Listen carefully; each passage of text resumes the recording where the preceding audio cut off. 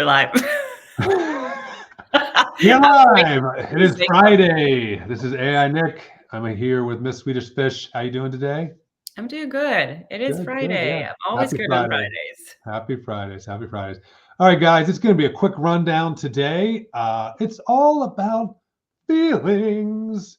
Nothing but feelings. Did you ever consider a singing career? No, that's why. So, Okay. all right. So the big topic today in the rundown is really around AI and consumer sentiment. So basically, how do they feel about AI in advertising? And so we broke it down, read a bunch of studies, so you didn't have to. And we're just going to hit a little bit of what that says today. So I think what's the big thing, right? Is that AI people actually are not that bothered by AI. No. That's my biggest take from all of this. That we do talk a lot about how AI is impacting and influencing, and there's some negative thoughts and feelings about it. But according to the studies that we looked at, most people, a very high majority, they're fine with it.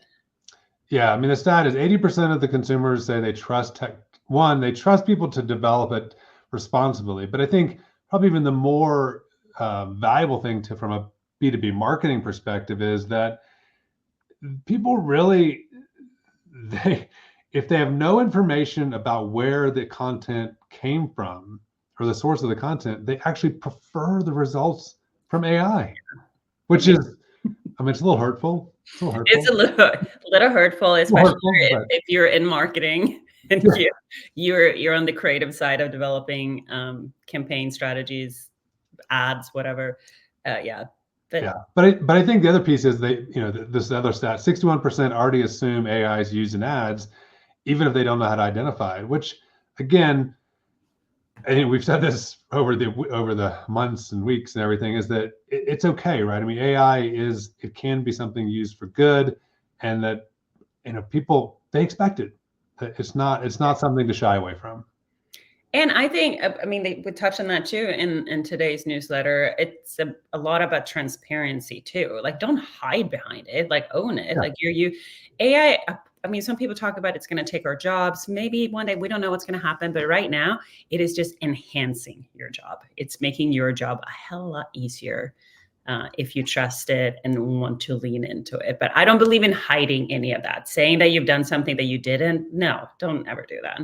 No, I think the key thing here is be transparent, be open. I mean, obviously, we're very transparent about how we use technology and AI and AI tools.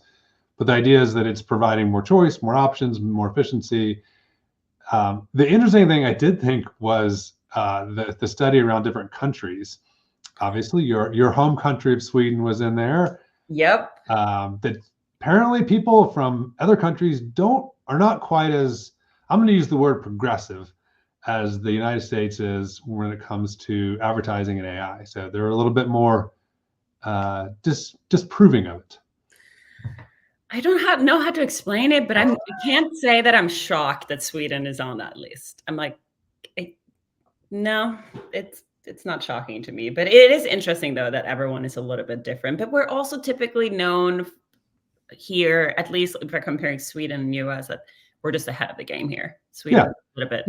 I think especially I think in the marketing world, we embrace new things, we embrace change, and although it is funny if you look at the people that conversely are like it, you have Germany, Indonesia, India. You have interesting mix of countries that are probably a little bit more accepting about utilizing AI in advertising applications. Mm-hmm. So, but overall, I think the gist is, like, be transparent, be open and honest about what it is, and know that the consumers and businesses, they know that we're using advertising. They know companies are using AI in advertising, and that's probably not going to change. That's going to increase. And here's another angle too, that if you really do not like, it doesn't align with your values, your business, your core. A good example is Dove. I don't know if you've seen that, but they made a big campaign around how they will never ever use AI for their imagery or advertising, which is like, it aligns with their core values. And I think fantastic. And they just leaned into it the other way. We've talked about that a lot here too. And that's, if you happen to be in that category, then do that. Don't embrace something that's not going to fit your core. Yeah, at the end of the day, you have to use, I mean, this goes for anything, right? Any marketing tactic, any approach, like you have to be aligned with what you feel comfortable with.